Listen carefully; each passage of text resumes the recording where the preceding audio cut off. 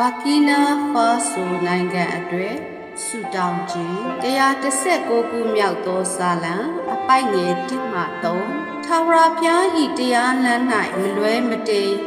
လိုက်သွားသောသူတို့သည်မင်္ဂလာရှိကြ၏တသက်ခံတော်မူချက်တို့ကိုစောင့်၍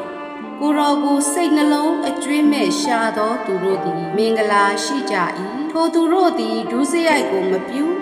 လမ်းခီးတော်၌လိုက်သွားတတ်ကြ၏အာမင်တောင်းချပါစို့အိုအဖထာဝရဘုရားနာမတော်အားကျွန်ုပ်တို့ယူသည်လေးမြတ်ကြပါ၏ယခုဗာကီနာဖာဆိုနိုင်ငံအတွက်တနာခံတောင်းလျှောက်ပါ၏ထိုနိုင်ငံသည်နောင်တရလျက်ပြည့်ခွလွတ်ခံရရန်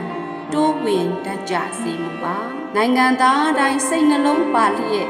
စစ်မှန်သောဘုရားကိုရှာသောသူများဖြစ်စေတော်မူပါအဖလူတိုင်းဘုရားသခင်၏စိတ်တော်နှင့်တွေ့သောအသက်တာနှင့်ရှောက်လန်းစေတော်မူပါအသင်းတော်သည်ငြိမ်သက်ခြင်းဝမ်းမြောက်ခြင်းကောင်းကြီးနှင့်ပြည့်ဝ၍မိသားစုတိုင်းသည်ဒုစရိုက်ကိုမပြုကိုရောဤလမ်းခီးတော်၌လိုက်သွားတတ်စေရန်